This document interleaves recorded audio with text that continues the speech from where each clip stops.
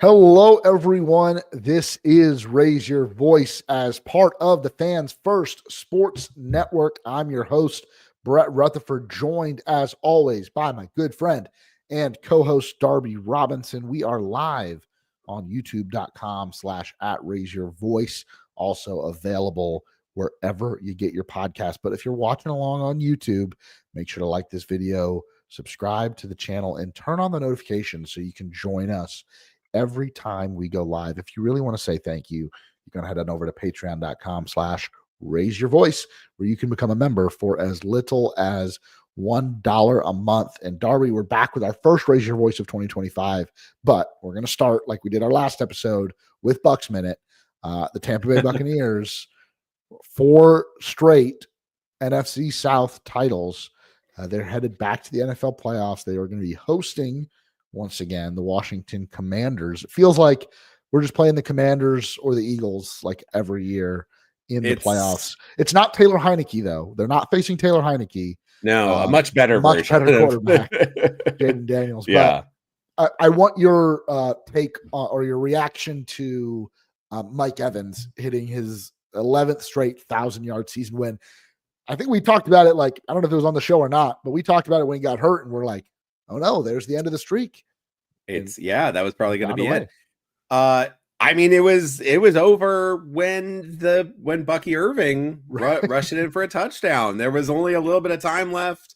Saints had the ball. Bucks got it. Like they needed like a stop and then enough time. And then they also needed to actually, like, it was an 8-point game. I think that's the other big important thing is, like, it was a 1-score game still. Yeah. So, like, throwing it there on an out route, like, that's a dangerous pass. If the Saints had actually been trying to defend that's a potential pick six pass, especially knowing, like, if you are going to pass it, there's only one human being. They're not doing that to get Payne Durham another catch. It's going to Mike. And he was about 5 yards short when like Bucky Irving scored the touchdown. And so, yeah, I mean, it seemed bleak. And you know, Evans, man, he would have just been like happy he would have been the consummate gentleman about it after. But like that moment in Ray J, him getting it for the fans, for the team, and for Evans himself, like, that mattered so much for everybody. Yeah. And I'm so glad I've given a lot of crap to Todd Bowles, and I think that's one of the gutsiest calls I've ever seen from Todd Bowles or any kind of coach, really, is to say, like, we're gonna force this. We're gonna give this an opportunity to get history. Earn Mike Evans $3 million.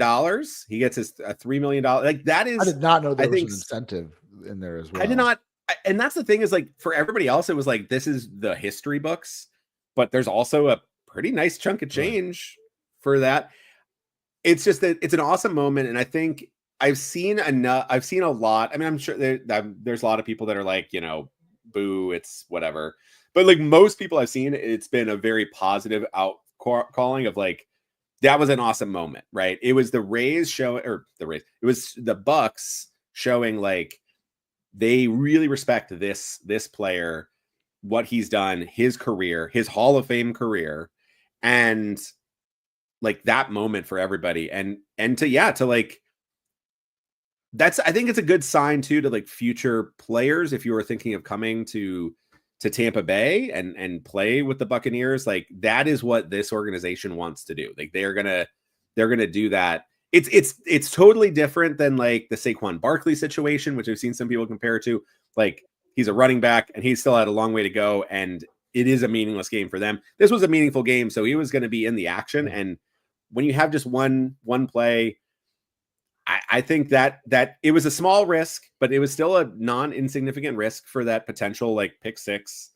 But it's so much worth it. And gosh, hat tip to Mike Evans. Like, one of the best Buccaneers of all time, easily, and a future Hall of Famer, no doubt about it. And should play his entire career with the Bucs. It's the direction it's heading in. And like you said, Hall of Famer, one of, if not the greatest Buck, definitely up there if you made a Mount Rushmore. maybe not only of Bucks, but of Tampa Bay sports. So what a cool 100%. moment that was for the Bucks. Would you say real quick before we're going to extend this Bucks minute an extra bit, because they are going to the postseason, they are NFC South champs.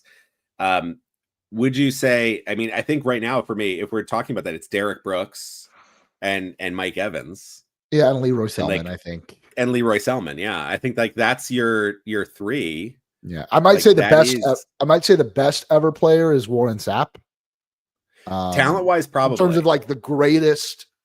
Great. That's a different definition, right? Of like greatest ever Buccaneer. It would be, but that full surrounding though. Yeah, it would be between like Evans on and off the field. Derek Brooks on and off the field. Definitely. Maybe Brooks, because he is, Florida State, like it's even more deeply rooted Florida. He might get the slight. Well, and he's stuck around and he's in the area and he's very impactful, with schools in Tampa, and like Leroy Selman was as well. And there's, you have the Selman Expressway road named after him. Yeah, that's so maybe we'll get a Mike Evans Boulevard or Causeway or something someday. So I mean, those are three, and then maybe I'll throw Warren Sapp, or maybe it's someone else. Like I don't know, maybe it's Tom Brady. I don't know. But yeah, awesome, great, Mike Evans. What an awesome player, and next year, time to put Jerry behind him. Go to 12. Why not? Right. I like it. Keep it going. All right. Back to Rays news. The Rays have made a signing.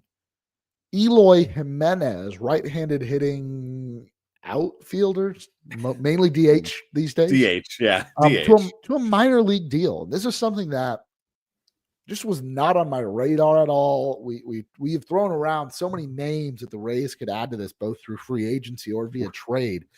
Eloy Jimenez, I don't think we ever mentioned. No, we don't get a clip. We don't get to clip it and make ourselves look smart. Wasn't like Danny Jansen. No, this did not. I will say we did not ever mention the name Eloy Jimenez.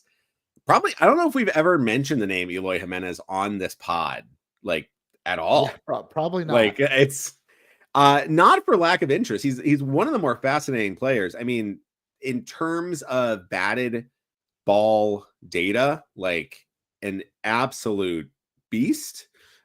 Hits the ball extremely hard. Still 28 years old, which I was also shocked by. There were so many when this news alert came through. It was a very surprising, because it was like Eloy Jimenez. Like, is it that Eloy Jimenez, like the former White Sox Eloy Jimenez? And like he's 28. He's still just 28. Wait, a minor league deal? There was like cascading levels of like incredulity to that like signing. And I mean, I guess it's not that I know it is. I was going to say it's not that unsurprising he got a minor league deal after his kind of really disastrous 2024. But honestly, it is surprising that was the best that he could do, or it is just something that he really thinks the Rays situation, or what the Rays sold him on, is going to be the best to get him on track. But yeah, if he makes the team, $2 million. And so that's not even a guarantee. He doesn't have any guaranteed money. It's $2 million if he makes the team, and then an additional $2 million in escalators if he, I think, gets 500 plate appearances or at bats. Yeah. So that's it. That's less than Harold Ramirez got in guaranteed money last year. I guess it's a little shocking to me that there, and maybe there was, we don't know, that there wasn't a major league deal on the table for Eloy Jimenez anywhere. He's a guy that is a 112 career WRC plus, but his career high, like back in 2022 for a half season, had a 143 WRC plus. He slugged over 500. He had a great rookie year back in 2019, hit 31 home runs. The strikeouts aren't too crazy. Just a guy who is, he was a top prospect. He was like the top international free agent back in 2013. Just mashed his entire way through the minor leagues, was a top 10 prospect, was the White Sox top prospect, and was supposed to be kind of when the White Sox, it felt like they were on the cusp of competing in the 2020s. He was supposed to be the centerpiece there for Chicago, and has had a couple of rough years. He spent some of 2024 with the White Sox, then went to the Orioles, where he really struggled, just couldn't get the power going. It was only 100 plate appearances. I think they optioned him at the end of the season. Like it was after the AAA season was over, and then declined his club option. So all of a sudden he becomes a free agent, and I just wasn't really monitoring his market at all. So to see the Rays come in with a minor league deal was shocking. And I mean, first off, where does he fit in? Let's assume he makes the team, and that's not a guarantee. But assuming he makes the team, where does he fit in on this current Rays roster? Well, it is a little fascinating because I think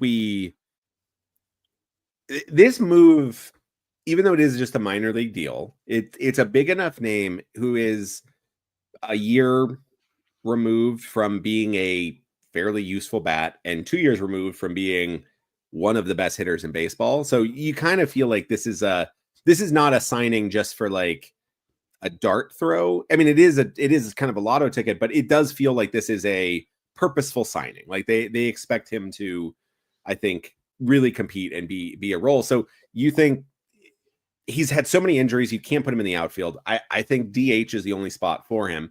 And he has pretty much neutral splits for his career. He's not been like a lefty masher in any way. Yeah. He actually has a little bit of minor reverse splits, but so you'd think he would be basically getting like everyday DH role, and you kind of just put him in right as the Harold Ramirez replacement. Like just last year, Harold Ramirez was this guy that had no real defensive home.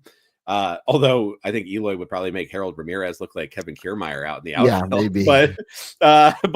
But like, you know, no real defensive home. You're not really playing Harold Ramirez ever in the outfield unless it's just, you know, an inning or two and you're just kind of shifting stuff around. He's there to make contact and get hits. Eloy just gives you that with a much higher ceiling, probably similar floor as we saw with kind of Harold bottom out. I think the floor is fairly similar. I mean, last year in his worst professional career, he still was at like a 78 WRC plus. So double Alex Jackson level hitter at his very worst. So, but yeah, you kind of like it right now as constructed, and we should like kind of look at this signing plus some you know reporting we've seen. We do kind of have to relook at this roster and see kind of how it all fits. But I would imagine DH probably taking at least right now like Curtis Mead's spot towards the major leagues and playing time. I see the fit on the roster, but you say everyday DH, and in my brain, it's like you have Jonathan Aranda, who's kind of positionless, can play a little bit of second, but mainly first / DH. Yeah. Yandy Diaz first/DH. He's not really a third baseman anymore. So there's your lefty-righty combo, or guy, you know, they could just play, in Yandy's an everyday player. Jonathan Aranda, you imagine, will get a lot of run against right-handed. At least the long side of a platoon. Yeah. So, you know, I struggle to see Eloy getting every day. Now, again, this is on January 6th. Like, everyone's healthy today. Right. Things happen. Yandy, I think Yandy's been playing hurt basically his whole career. He's just a big human. So things happen, and having an Eloy where you can make him an everyday DH when one of those guys goes down, and you feel pretty good about having him in your lineup. Is he a guy, though? I mean, he does. If he is on the opening day roster and everyone's healthy, I'm not saying he's the worst player for that spot on the roster. It does limit you a little bit in how totally. And Kevin Cash likes to tinker with his lineups, and trust me, he'll find ways. You could play Brandon Lau in left field. You could play Jonathan Aranda. Maybe he could pick up a corner outfield. There are ways to make this work, but I think it does limit you defensively with your lineups. And I'm not saying that's a bad thing. The Rays need more offense, and Eloy is better than some of the guys they were running out there last year. And I think that's the interesting part is I think we could go back to the January pod of Raise Your Voice and hear us talking about something similar when the Rays signed or picked up the player option just picked up the tender of the contract to Harold Ramirez. Sort of being like you're locking in quite a bit of money for a positionless all bat player. No power. And we kind of we both kind of had a little bit of questions about that bat part. Like, it seemed like a little bit of like if all goes well, you can do this, but like there's a lot of floor below him. But I think the same things we talked about then kind of apply here in a different in the same way, which is it is very strange, I think, to think of the Rays having a positionless player that is just a bat sitting on the roster with how flexible and versatile they tend to be. But maybe that maybe is us thinking in the older style of Rays baseball, and maybe this is a pretty consistent thing that they are now doing with Harold Ramirez and now with Eloy, is like taking the shot at the guy that has a better bat than you think that you can get. And the reason why they are basically dirt cheap is because they can't play consistently good defense or stay consistently healthy, especially in Eloy's case. So like the idea is, if it would be great if this player could have this bat upside and could also play in the outfield. But if he does, the Dodgers have him on a prorated deal. Right. So you don't get him. So this is your chance. It's like, okay, what is our trade-off? And it seems like, this is now the second year in a row the Rays are choosing fairly early on to keep a guy who you do not want to ever see in the outfield or in the field at all to be on that roster spot, which I think we both talked about this. We kind of like the DH as a rotating spot to give people Brandon Lau rest days, to give even Junior Caminero, right? He's young stud, doesn't need a lot of rest, but like it'd be nice to have a little kind of working Lou day with a DH, but getting off the feet a little bit. It does make Kevin Cash's job a little harder, but it does to me seem to suggest that the Rays are maybe shifting their thinking on this a little bit. Well, and I think you start to look at some of the things that were reported throughout this offseason, things like Jose Caballero potentially playing in the outfield. Mm-hmm. And so you look at what the Rays bench will look like, because again, looks like Taylor Wall's still here. Mm-hmm. Whatever. That bench, you've got your backup catcher in Ben Rortvedt. You've got Eloy Jimenez in there right now. And then Richie Palacios and Jose Caballero. I'm not going to go as far. I think we're throwing this term gets thrown around too much. I'm not going to go as far to call them super utilities. Bob Nightingale will. He's calling everybody a super utility guy now. Because to me, well, I don't want to go off on too much of a tangent here, but a super utility is a player who is good enough to be a regular at a specific position, to be an everyday player, but because they are also so versatile defensively, they are now a super utility. These guys are just, Richie Palacios, Jose Caballero, love them both. They are utility players. They can play other positions. They can fill in. You can platoon them. You can give guys days off. Palacios could play, I think, pretty much anywhere. They're utility players. They're not super utility, but they're valuable nonetheless. And so to have both of those guys that can play infield and outfield, I think you're maybe a little less worried then about having a guy like Eloy, if he makes the team, on there to provide an offensive spark. It's also nice to have a bat off the bench. Like, true. When's the last time the Rays had like a guy that you could just bring off the bench, and maybe that's a Ronda some games, right? Like you said, if Eloy's DHing, maybe you can bring a nice left-handed hitter in there that can maybe strike some fear into an opposing team's reliever. I don't know if Richie Palacios is doing that, but Jonathan Ronda, I think, is a skilled hitter, and as he continues to develop, might be that. Eloy Jimenez is definitely that. I mean, that's a guy that can take you deep at any moment. So the difference, though, you mentioned Harold Ramirez. The difference, though, is that there was risk in tendering Harold Ramirez a contract last year. The Rays owed him like something like $4 million, and they had to pay a lot of that, even after they got rid of him. This is a minor league deal. There is a lot less risk and a lot more upside. And so I just cannot complain about this deal. The worst thing that happens is you pick him up, he makes the team, and he does terribly, and you eat a few $1 million. That's the cost of doing business in Major League Baseball. I mean, in $2 million, you're talking about a $1.3 million over a Right. The If you minimum. cut him So in it's June, yeah, exactly. It's over the minimum as well. Yeah, it's bare someone's going it's to be making that. yeah. So you're really only looking at like a risk of like 1.3 million total, and it's so minuscule. That's so minuscule that you absolutely take the risk of. Again, 2 years ago, this is a guy that had a 370 weighted on base average, a 143 WRC plus, 43 points better than average hitter. He's somebody who is a very strange batting profile where he like will whiff a lot, but also doesn't strike out a ton. He will kind of make a lot of contact. He will get to 2 strike counts and swing a lot and then just kind of draw it deeper into the counts. He has some of the strongest power in all of baseball, but has only broken 20 home runs once.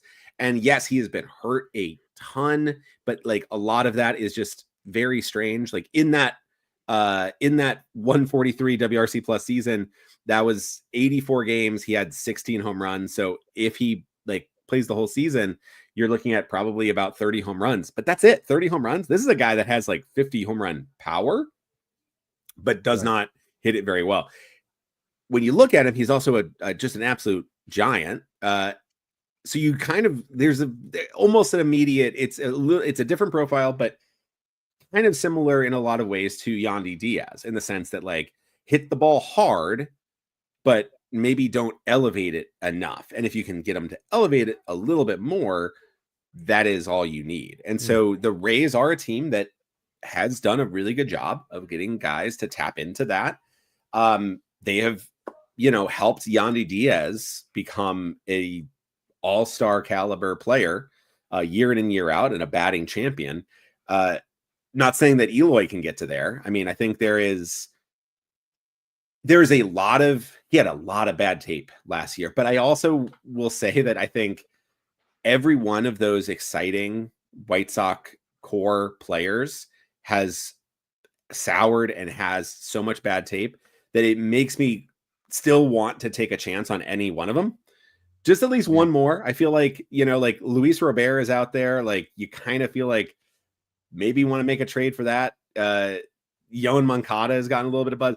It's like, these are a lot of talented guys that are still really young, and the White Sox organization, that whole thing is just the one of the most toxic messes in all of baseball. And it does seem to potentially, like, you kind of feel like that change of scenery could be really useful. And so you're taking a very small scenery candidate.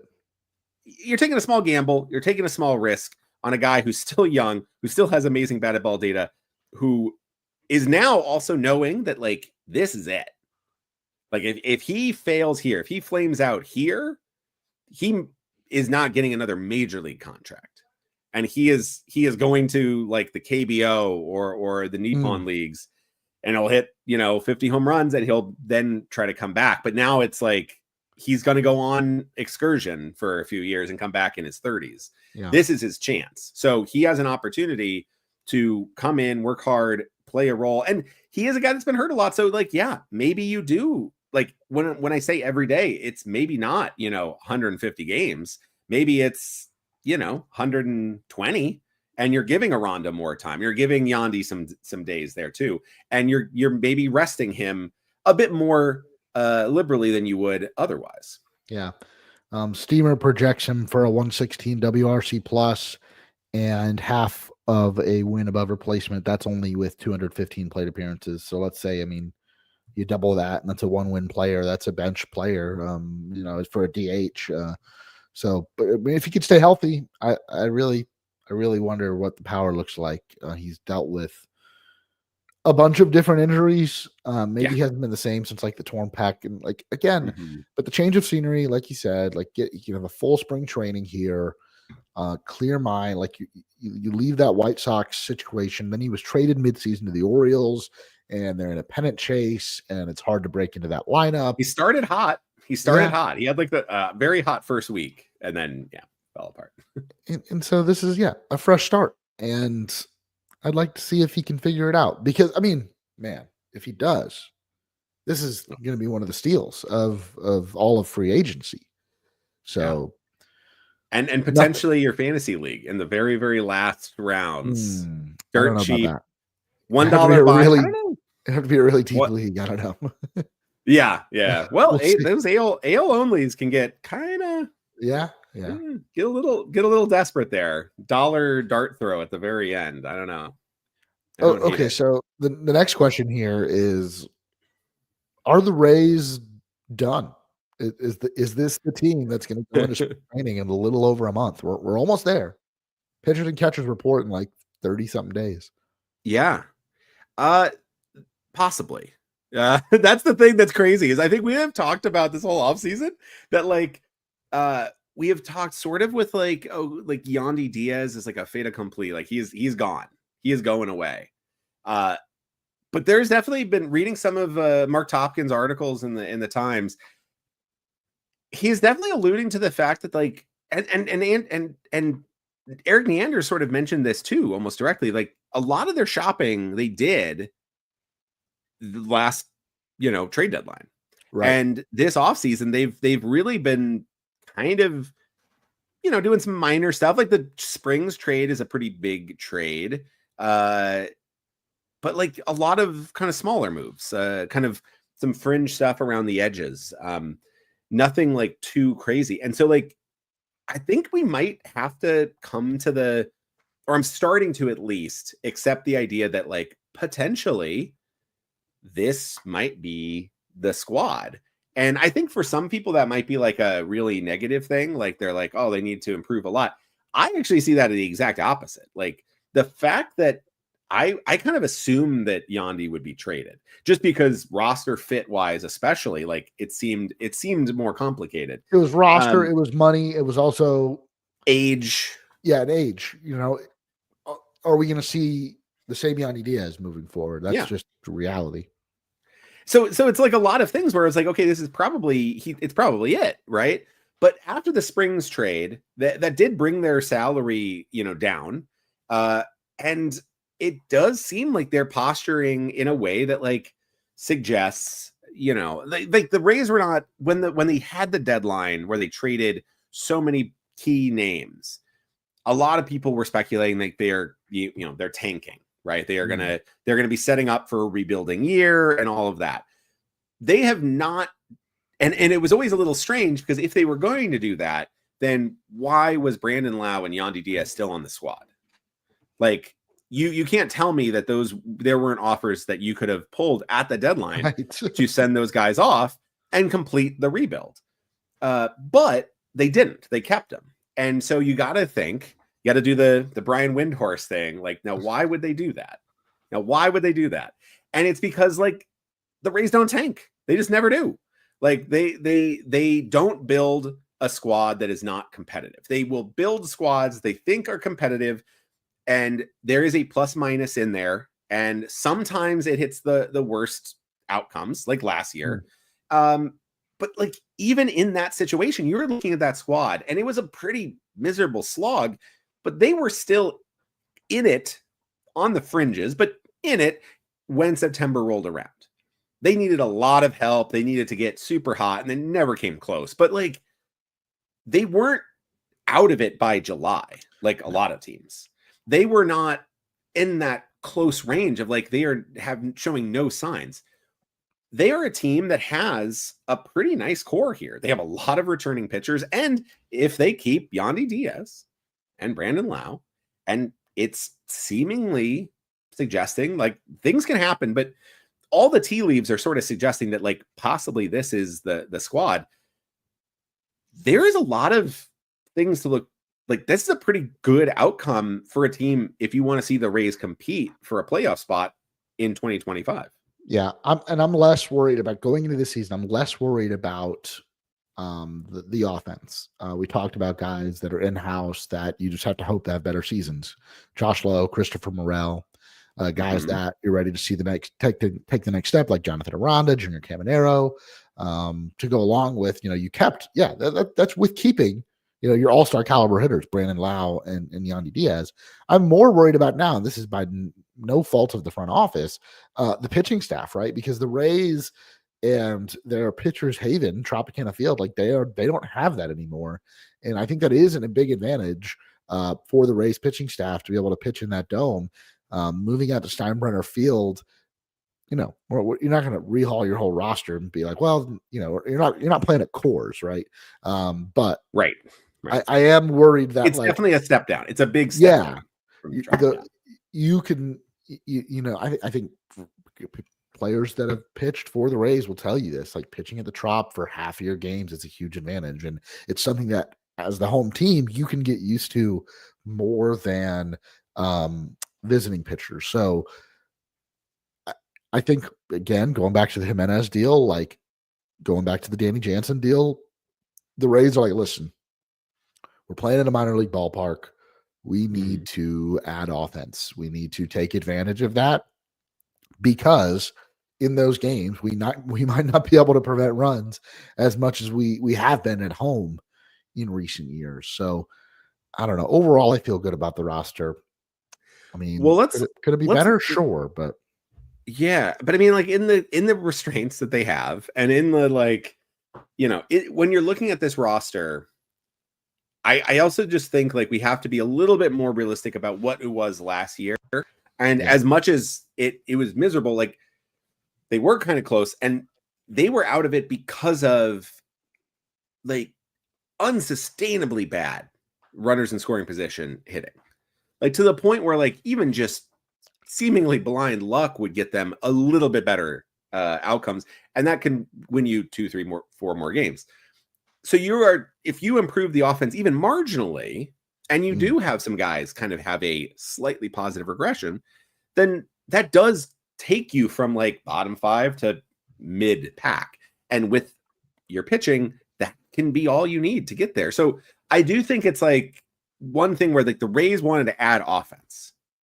But I think when you look at that and you say, this is mostly the same team, but with like, Jansen and Eloy Jimenez, I don't think that's a fully proper way of like evaluating it. So there's not a lot of ways to do this. And when it comes to projections, like they are flawed in their own ways, but they kind of are an interesting always to look at multiple projection systems when you are taking things into account. Right now, it's still pretty early in the offseason for that. So we don't have Pacoda. Dan Zaborski's Zips is not done for the Rays yet. But Steamer's the early one. So I did a very down and dirty like kind of list of like what was the like opening day roster or opening day lineup last year, their 2025 projected WRC Plus and Fangraphs WAR compared to this year's with their 2025 Steamer projected, and all that. So you have like Yandy Diaz and Brandon Lau are still there. Randy Arozarena is out. Christopher Morel, currently on Ross Resources, slated for the left field job. The thing there is it's actually pretty close. You are taking a downgrade in both FWAR and WRC Plus, but not by that much. About a half win in FWAR and about 8 in WRC Plus. So pretty much very similar bats. Power a little bit more into Morel's side. Speed, defense actually also weirdly way better on Morel in left field than in for Randy. Steamer does not like Randy's outfield defense, and I will say this: he also he had a way worse season in left field last year than I remembered in both UZR and defensive runs saved. It really bottomed out. So interesting. The thing with the Randy to Morel is that it's not as big of a drop off as one might think, at least according to the Steamer. Harold Ramirez to Eloy Jimenez, massive increase. Obviously, Harold, the Steamer projections despised him last year. He's a type of bat that will never do well in projection systems because it's a low hard hit singles oriented thing. It's basically Luis Arez if Luis Arez's bat speed was just like a little bit worse. It's already not great. So Yeah, not a projection darling, but Eloy still is. I mean, we mentioned it. He's got a projection of a 116 WRC plus, 324 WOBA. That'll play for sure. Isaac Paredes is one of the highest projected, and if I did this is actually post the Houston Astros trade. So had it been with the Cubs, Steamer had a lot worse, but he definitely got a big boost going to the juice box over there. But Junior Caminero basically equals him out. Unbelievably high on Junior Caminero on Steamer is. So basically a push there, slightly worse on WRC plus, equal on FWAR. This is the interesting one is Richie Palacios and Josh Lowe. Steamer's pretty high on Richie Palacios. They really like his contact approach. So pretty much an equal there. Josh Lowe does get the edge because he's going to expect more playing time as a starter versus Palacios being more of a regular utility guy, not super. And then another big one is Jose Siri to Johnny DeLuca. DeLuca expected to hit much, much better, much more closer to a league average hitter, whereas Siri expected to be pretty well below average on the bat. And we saw that at times. DeLuca definitely a step down defensively in the projections, but overall with that better offense, they see him as being a slightly more positive player than Siri. Caballero or Walls is the same. We have both of them, haven't upgraded there. And then the biggest one is Danny Jansen. Humongous over Rene Pinto, but if you want to put in any of the projectors, Alex Jackson or Logan Driscoll or whoever, Danny Jansen is a big upgrade at catcher. It's by far the biggest upgrade. 1.5 wins, plus 31 WRC plus over Rene Pinto last year's opening day starting catcher. Pitching is just basically replaced as well. So like it's replenished with you lose Zach Eflin, but you gain Shane McClanahan. Drew Rasmussen maybe slides into Jeffrey Springs' spot. You have a full season of Pepio and Taj Bradley and Shane Baz. You still have Zach Littell not traded. Okay, if there's a big move, it's going to be from the starting pitching depth again. It feels like it, yeah. Because we talked about, when they had 7 bona fide starters, they had to trade one. Well, now they have 6 plus Joe Boyle and a few other guys, right? So that's still I don't know. Everyone's healthy. I don't know what you do opening day if everyone's. Do you do like some sort of quasi 6-man rotation, like move guys around? Like, do you option somebody if your starters are all healthy at the beginning of the year, or do you move someone to the bullpen? And Zach Littell is somebody who has had bullpen experience, so maybe he does go into that. But maybe you move Baz, but you kind of don't really want to move. You can't. I don't think you can move Baz. The easy option would be you keep Rasmussen because he's a lights out 2-inning guy, but if he wants to start, that's my pick. But the fact that they came out and said that he was going to start makes me think that's not an option. And I think that's fair to at least give him the early part of the season to see that he can do it. And if he starts to wear down, then you go, okay, we gave you your shot. We're gonna, do right by you to not say you can't do this anymore. But if you can't do this anymore, then it's hard because you don't want to trade Zach Littell and then 2 guys go down with injury in spring training, and then all of a sudden now you've got Jacob Waguespack starting games and Ian Seymour or whoever else. I could absolutely see. Ian Seymour. Okay, he is on the. He could be in there. He is. Him and Joe Rock were the 2 that were added. Yes, yeah, and so you don't really very interesting pitchers, and maybe later in the season, but let's not. But we don't want to see any April Joe Rock starts. I do think you could see somebody like Zach Littell being the guy that stays on the roster into spring training deep, and then could be a end of spring type of trade. Right. You could see that if Eloy Jimenez is not playing well at all, and you're like, okay, this guy is absolutely toast. Let's trade and everybody else is healthy on this pitching. Let's trade Littell. I don't know, Yamamoto's got a blister and he's out a month. And so the Dodgers are like, here's James Outman. Like, let's just do a deal. We're running out of space. We cannot fit any more people. Maybe that's a deal you do when you're like, this roster isn't working out, or Johnny Luca goes down or something like that. But I do think I agree with you though. Like, I think there is a little bit of concern with like, you're right at the point where you have enough pitching depth, but maybe one extra. You have enough pitching depth plus one, but one injury means you now are down to you're just at the limit, and 2 injuries mean, okay, now we're in trouble. And so that is the most dangerous spot to be in. At 7, it was great. Be like Littell or Springs or like whoever, like great. We still got plenty of options. Right now, it is not plenty of options. So we'll see, but I can see him being one that sticks around later into spring and then sees, if you don't have injuries and other teams do, that suddenly definitely changes the price too. Yeah. But I do feel like this is it. This is the team more or less. Maybe there's, an interesting trade. Pete Fairbanks, I feel like he would have been traded by now if that was what was going to happen. Relief could. I think the tricky thing with relievers being traded is so that's the big thing though, is if we're looking at the roster and we just kind of ran down the list, Caballero and Palacios as your 2 bench guys plus a bat. So say Eloy or Aranda.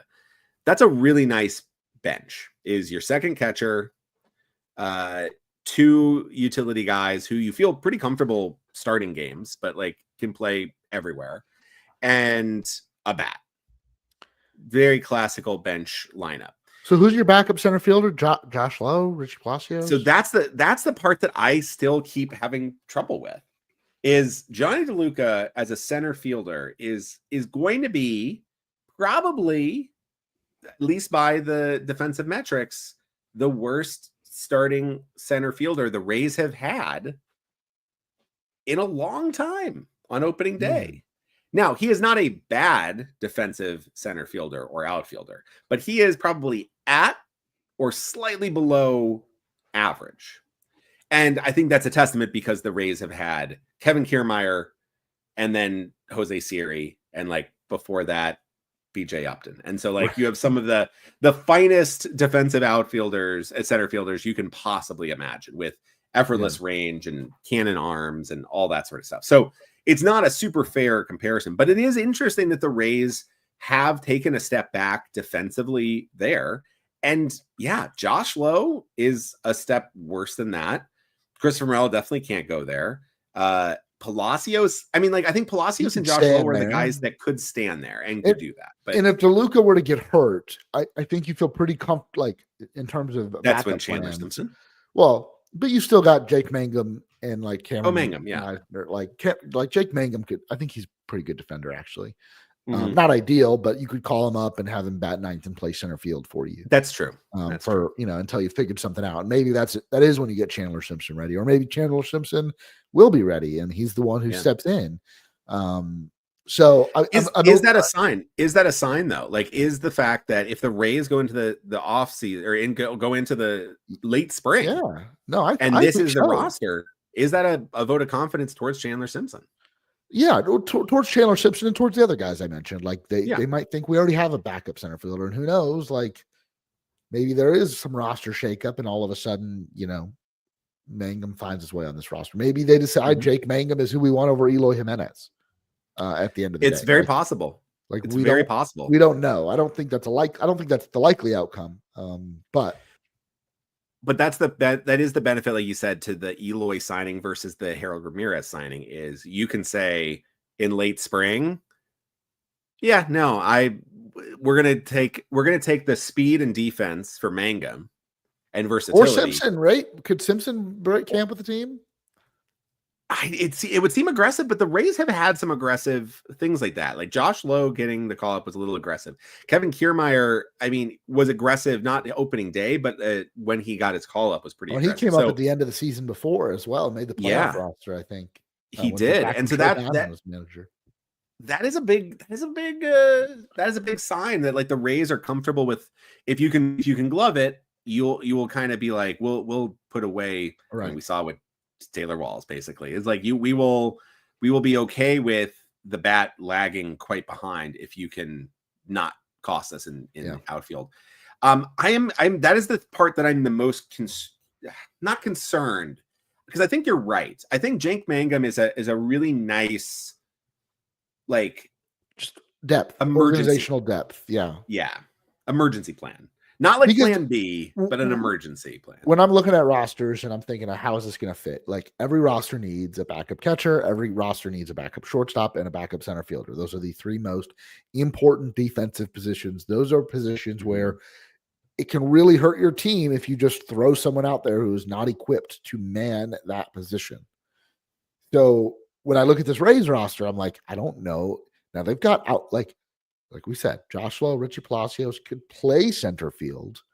But if you get into a situation where they're playing more, or you want to give, DeLuca a couple days off, or maybe DeLuca you don't want playing every day because the bat isn't as good, it doesn't take that step forward like you thought it would, then what do the Rays do? I think that is where we get into, but again, by then they can fix it. Say it's June, July, they can make a trade. They can figure something else out to make that work. But all things considered, I'm pretty happy with where we are at this point. I am too. I'm weirdly comfortable with it. And I think that's because I think for me, it's because it's like we traded for Yandy Diaz, because I was like, okay, well, Yandy's gone. Right. It's like you're going to Vegas and you're like, this is my fun money. I'm probably not gonna bring any of this back. And you come back with a couple bucks and you're like, hey, look at that. I did pretty good. You lost 97% of it, but you got 3% back. And so that's where I feel like with Yandy Diaz, I'm like, he's still here. That's a 340 Woba bat. Just suddenly, look at that. Yeah. So he's got a nice hitter there. Last piece of news before we get out of here this week. We'll just briefly discuss this because, again, we did our stadium show a couple weeks ago, and if you haven't listened to it yet, I definitely go check it out. When we had Danny Russell on the show, but Tampa Bay Times reported today that the Rays are now saying, let's go ahead and repair the roof on Tropicana Field and get it ready for opening day 2026. There's a lot of things that need to happen for that to take place. We discussed in that stadium episode at that St. Pete City Council meeting when they had approved the funding to go towards the roof repair, and then Brian Auld told them, "Nah, don't do that." And then they took that funding back, and so I imagine they'll have to talk about it again at the next meeting. Yeah. But it makes me happy if that's the direction we're headed in. Again, who knows what's going to happen tomorrow, let alone by 2026. But I did feel kind of sad that, like, I was never going to see another game at the Trop, and we could talk about, the piece of crap that it is, but it has been the home of the Rays since their inception. And it's our piece of crap. God damn it. It is. Yeah. And it was like a stadium I grew up in. And so I was like, I want to go see another game there, at least one or two before it gets destroyed for good one day. Hopefully not by a hurricane, but I think that's good news. I think, again, these two sides might not be very happy with each other, but they are working together again. Maybe there's a babysitter. Maybe Rob Manfred is babysitting. But and that is the interesting thing in Colleen Wright's article. It's maddening to try to make sense of what the Rays' public moves are when it comes to the stadium saga.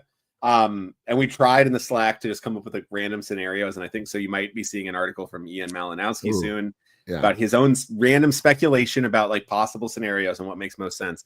But this does almost make a lot of sense now, because the Rays' public comments before Rob Manfred intervened and kind of became a part of this story, and after, are very markedly different.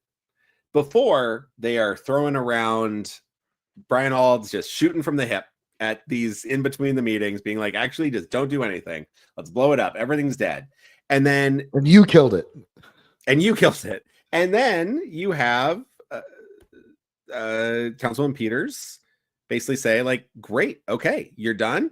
Sign it. Sign the thing that says you're done. And they go, wait, we're not done. We though. never said that. We're Who not said done. It's just dead, but not dead though. Like it's mostly dead. And remember, you killed it. Bride. It wasn't. And you killed it. You killed the thing that's not dead though, but you did it. So then Rob Manfred comes down and he meets with the council. You have the dramatic shift where both the city calls an early meeting, approve the bonds, the county, and Chris Latvala, the most outspoken critic by far, has the dramatic switch to says, yes, we are approving the bonds, but also go F yourselves, Stu Sternberg. Which, I mean, like, hey, it's his prerogative. But it is something we kind of mentioned, and I think I mentioned this on that episode, which was, this is basically an opportunity, one, to call the Rays bluff, but also you're dealing with Major League Baseball. So if Rob Manfred, and we don't know what he said, we don't know what he gave, you know, what were the assurances? Yeah. But if it was a deal where they are saying, like, we are making a deal with Major League Baseball, we don't really want to deal with Stuart Sternberg, but we do want to deal with Major League Baseball. Suddenly now, after this, the Rays are saying, actually, yeah, we would like to do the Trop. And if you repair it, which you are contractually obligated to do, and it'll be open by 2026, even partially, then that'll be good. And in that Colleen Wright article, she mentions that in the letter, there's a mention from I think it was Matt Silverman or Brian Auld, I forget who she mentioned wrote it, but basically saying that Major League Baseball is sending an independent, like, arbitrator to come down to kind of work on this with both sides. And it does seem to suggest that Rob Manfred and Major League Baseball is starting to grip the wheel a little bit and kind of take it away from, they're like, listen, the deal is signed, things are done. Maybe let's let somebody from the head office come in to really oversee stuff. Like, you can still be doing your stuff, but we're going to need that third party person there to observe. And so I am kind of curious to see this progress, but I think this is a positive step. It is showing the Rays, begrudgingly or not, accepting potentially that, like, they have to kill the deal if they want out of this. And it seems like they don't really want to kill the deal because they would rather have all the money that the deal provides. And a stadium to play in. And maybe Rob Manfred's like, this is the best you got. Omaha's not happening. We're not moving you to Texas. You're either in Lakeland or Steinbrenner Field, or you just get the Trop fix. And they're like, all right, fine. I guess we cannot financially do that.